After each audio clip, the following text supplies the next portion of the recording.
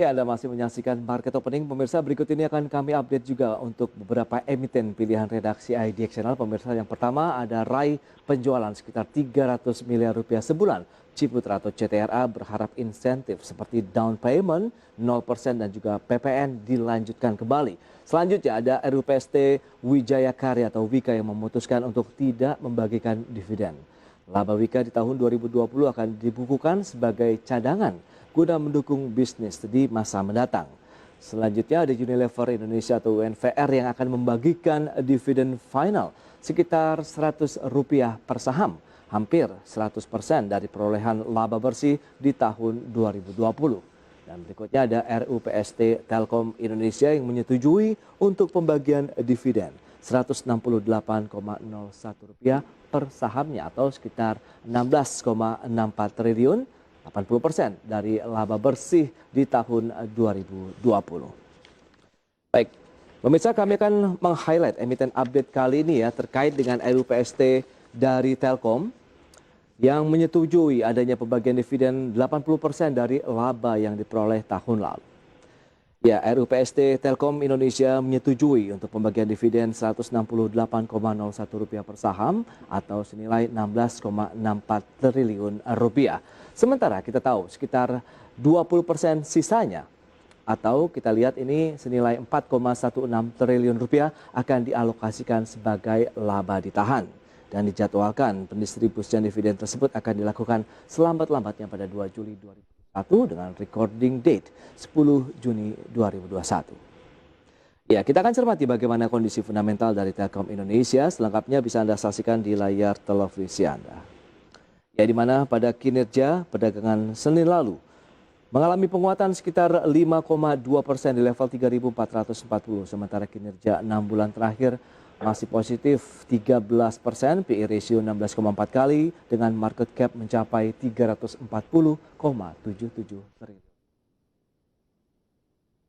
Baik pemirsa, kita akan lanjutkan kembali perbincangan bersama dengan Wisnu Prambudwibowo, Head of Research dari FA Sekuritas. Ya, Mas Wisnu, kita akan lanjutkan kembali informasi yang menarik begitu sebelum kita membahas beberapa emiten yang tadi sudah disampaikan di segmen sebelumnya. Ini Telkom, kita akan coba highlight. Bagaimana analisis Anda pembagian dividen, kemudian kemarin juga melakukan rombakan ya dari jajaran komisaris dan juga sedikit ataupun minor saja di jajaran direksi. Silakan.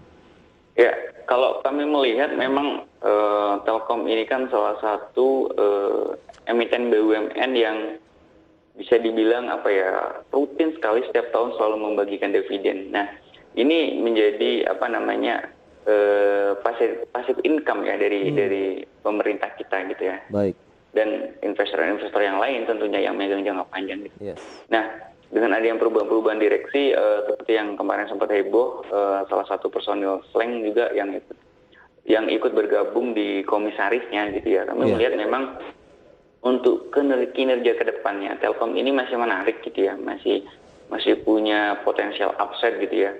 Untuk jangka agak panjangnya sebenarnya kami melihat masih ada punya peluang gitu ya untuk ke level kembali ke 4.000-an lagi gitu ya untuk Telkom.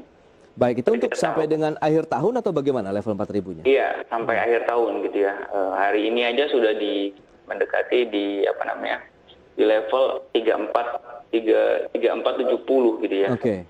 Jadi sebenarnya peluang sampai akhir tahun di level 4.000 itu sangat memungkinkan gitu untuk Telkom. Baik, itu dia dengan didukung kinerja positif dari anak usaha juga begitu ya Telkomselnya, kemudian ini bisa menjadi salah satu sentimen untuk Telkom sendiri. Dan bagaimana Anda melihat pergerakan 1,16% pada opening market untuk Telkom di posisi 3.470? Apakah juga Anda rekomendasikan untuk mengambil posisi beli atau masih wait and see? Sebenarnya untuk di posisi mendekati 3.500 sebenarnya itu level-level krusial gitu ya untuk Telkom. Oke. Artinya di level-level saat ini itu sangat rawan sekali untuk terjadi take profit gitu ya. Oh, baik. Memang untuk idealnya jika ingin masuk kembali itu jika dikasih koreksi di 3.300 gitu ya. Nah, itu bisa cicil bertahap di level-level tersebut gitu. Oke, dengan kalau melihat kalau melihat historicalnya itu kan masih ada peluang take profit gitu ya. Ketika market koreksi kita bisa mulai cicil kembali gitu ya.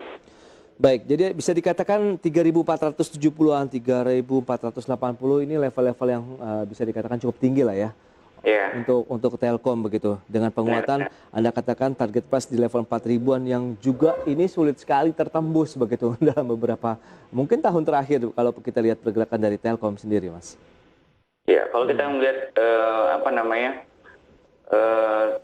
selama 2021 saja itu sebenarnya kan di level-level krusial mereka di 3.500 sampai 3.600. Ya. Jadi ketika level tersebut tersentuh gitu ya, tiba-tiba langsung mengalami koreksi gitu. Kecuali jika level-level tersebut berhasil di breakout ya. Jadi artinya itu menjadi support baru sehingga Ya. peluang upside ke level 4.000 itu akan semakin terbuka gitu ya. Baik. Jadi kalau mau beli sebaiknya tunggu ada pelemahan sambil menuju level 3.300. Iya, mendekati level-level tersebut gitu ya. Baik, lantas resisten untuk jangka pendek akan berada di level berapa nih untuk Telkom? Ya, kalau untuk hari ini tentu di level 3.500 kalau untuk hari ini. Oke. Baik, berarti range-nya 3.300 sampai dengan 3.500 ya untuk pergerakan dari Telkom sendiri. Ya, kurang lebih. Baik, kalau sampaikan tadi sempat tertunda bagaimana dengan beberapa emiten yang sudah disampaikan. Tadi perbankan sudah kita bahas, BBCA, Arto begitu dengan peluang yang masih menjanjikan begitu. Sementara sektor lainnya Anda melihat konstruksi, bagaimana dengan sektor ini? Ya, kami melihat memang konstruksi ini seiring dengan apa namanya Indonesia Investment Authority itu mulai jalan gitu. Kami melihat ini memberikan angin segar tentunya untuk emiten-emiten konstruksi, terutama yang apa namanya plat merah ya. Karena kita tahu di bawah kepemimpinan Pak Jokowi itu banyak sekali digeber proyek-proyek infrastruktur sehingga mereka punya hutang yang cukup tinggi. Nah, dengan adanya SWF itu mulai jalan, saya kira ke depan itu apa namanya divestasi tolnya akan semakin mudah sehingga mereka punya power lebih gitu ya untuk mengeksekusi proyek-proyek yang sudah ada gitu. Baik, kalau kita bicara mengenai skala prioritas dari sektor konstruksi yang Anda jagokan bagaimana? Karena rata-rata saya lihat tadi Waskita, Wijaya Karya dan teman-temannya sedang mengalami lonjakan yang cukup signifikan pagi ini. Ya, kalau dari kami itu yang menarik sebenarnya Waskita gitu ya. Walaupun kalau kita melihat kinerja 2020 itu lumayan terkontraksi atau rugi cukup banyak gitu ya. Cuman kalau kita bicara peluang yang paling menarik itu Waskita karena dia punya banyak tol route yang akan didivestasikan gitu ya. Di bawah Waskita tol route itu banyak sekali yang akan didivestasikan sehingga perbaikan dari fundamental perusahaan itu kedepannya menjadi booster sendiri gitu ya untuk pergerakan harga sahamnya. Sehingga kami sebenarnya untuk Waskita ini punya expect gitu ya untuk terdekat itu di level 1.400-an sebenarnya untuk Waskita. Sampai dengan 1.400? Ya. Untuk short term trading, menarik ini untuk middle ya. Oh, untuk middle ya. Oke, medium term berarti kalau masuk di Waskita Karya ke level 1.400. Current price masih boleh di level 1.050, hari ini naik 1,45%. Ya, kami menganjurkan boleh, tapi dengan cicil bertahap saja gitu ya. Oke, cicil beli saja ya untuk melihat pergerakan dari Waskita Karya untuk medium term ke level 1.400. Berikutnya, untuk Wijaya Karya singkat saja, apakah ini juga bisa menjadi pilihan? Sebenarnya untuk Wika juga menarik secara teknikal gitu ya. Sudah mulai ada tanda-tanda apa namanya recovery dari sisi gerakan harga sahamnya. Target terdekat untuk Wika ini sebenarnya di level-level apa namanya di 1.300-an ya untuk apa namanya Wika gitu ya. Oke, itu 1.300 untuk jangka pendek ya. Maksud saya di 1.500. Oke, 1.500 untuk medium? Iya, medium. Baik, itu dia untuk Wijaya Karya juga skemanya ataupun polanya cicil beli juga ya untuk masuk. Iya, cicil beli. Benar sekali, Mas. Baik, itu dia untuk Waskita Karya dan Wijaya Karya. Tapi kita akan jeda kembali sebentar, Mas Wisnu. Di segmen berikutnya kita akan bahas beberapa rekomendasi saham yang akan diberikan oleh Wisnu Pramudiwibowo, Head of Research dari FAC. Dan kami segera.